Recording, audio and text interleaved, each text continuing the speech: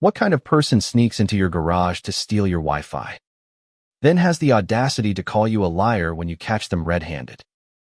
That's exactly what I asked myself the night I found Karen, my neighbor from 3 houses down, hunched over a laptop in my garage like she owned the place. It was a humid summer evening, the kind where the air sticks to your skin and every sound feels amplified. I'd been tinkering with my old Mustang, the garage door half open to let in a breeze, when I heard a faint, rhythmic tapping, like someone pecking at a keyboard. My first thought was a raccoon or maybe a stray cat knocking something over. But then I saw her. Karen, all 300 pounds of her, squeezed into a lawn chair she'd dragged from her yard, her face illuminated by the glow of a screen, fingers flying over the keys. She didn't even flinch when I flicked on the overhead light. "What the hell are you doing?" I demanded, my voice sharper than I intended. She looked up, her eyes narrowing into slits. And without missing a beat, she snapped, "This is public property. Kid, mind your own business." Public property. My garage. I was 17. Not exactly a kid. But Karen had a way of making everyone feel small. She was the neighborhood terror. The kind of woman who'd scream at kids for riding bikes too close to her pristine lawn or report you to the HOA for a mailbox that leaned slightly too far left. I stood there, dumbfounded, as she went back to typing, like I was the one trespassing. I should have kicked her out right then, but something about her brazenness froze me. I noticed the cables trailing from her laptop to my router, the one I'd spent hours setting up to get a decent signal for my online classes. She'd spliced into my network, her device leeching off my bandwidth like a parasite. "You're stealing my Wi-Fi?" I said, trying to keep my voice steady. Karen snorted, not even looking up. "Prove it. Genius. You think you're some tech wizard. This is my hotspot. I'm just borrowing your outlet." Borrowing my outlet. The nerve of her. I wanted to yank the plug and watch her laptop die. But I knew better. Karen wasn't just loud, she was vindictive. Last year, she'd gotten Mr. Thompson's dog impounded over a single bark, claiming it was a public nuisance. I wasn't about to give her ammunition. Instead, I stormed back into the house, my mind racing. I wasn't going to let her win. Not in my own garage. By the next morning, I'd hatched a plan. I wasn't just going to kick her out, I was going to make her regret ever stepping foot in my space. I spent hours digging into my router's settings, something I'd learned from countless YouTube tutorials when our internet kept crapping out. I found her device's IP address, a glaring intruder on my network, and blocked it with a few clicks. Then, for good measure, I set up a guest network with a fake password, just to mess with her. If she wanted to play dirty, I'd play smarter. That evening, I waited, pretending to work on my car while keeping an eye on the garage. Sure enough, Karen showed up. Same lawn chair, same entitled smirk. She plugged in, opened her laptop, and then nothing. Her face twisted as she jabbed at the keys, muttering curses under her breath. "Stupid kid. Can't even keep his internet working," she growled, loud enough for me to hear. I bit back a grin. She had no idea I'd cut her off. But Karen wasn't one to give up. The next night, she was back, this time with a new trick. She'd brought an extender, some cheap piece of tech she probably bought off a shady website, and was trying to boost her own signal using my power again. I couldn't believe it. She wasn't just stealing, she was doubling down. That's when I noticed something else, a shopping cart icon flashing on her screen. Dozens of tabs open to online stores. Karen wasn't just using my Wi-Fi to browse. She was running some kind of side hustle, probably reselling junk for profit. The audacity hit me like a punch. Not only was she trespassing, she was profiting off my family's internet. I felt a surge of anger, but also something else: opportunity. If she wanted to play this game, I'd take it to the next level.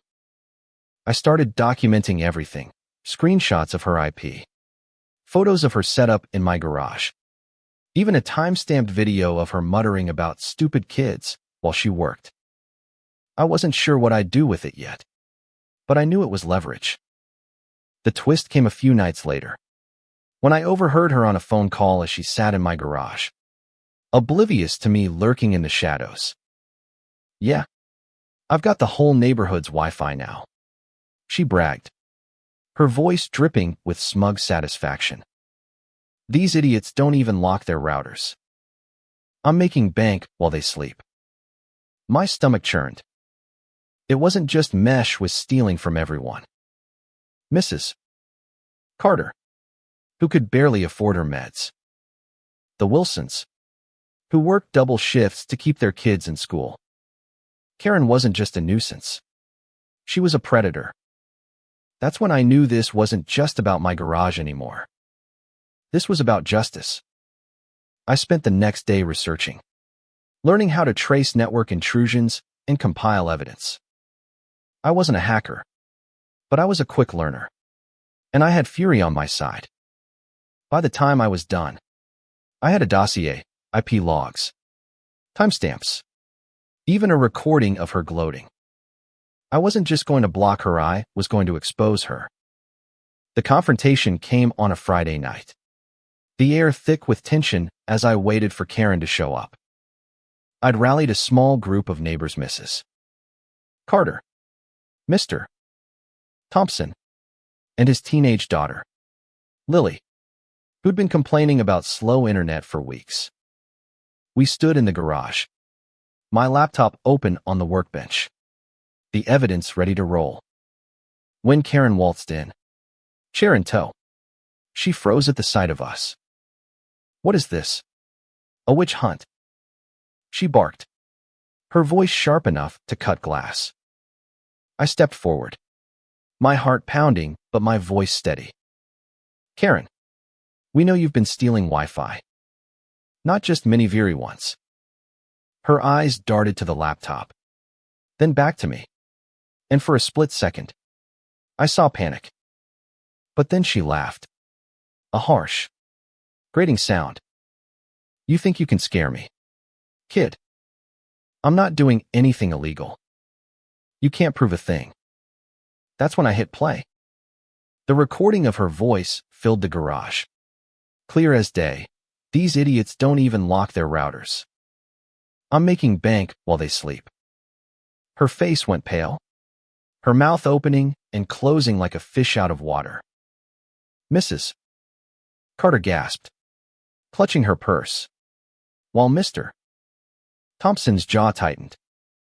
Lily, usually shy, stepped forward and pointed at Karen. "You're why my Zoom calls keep dropping.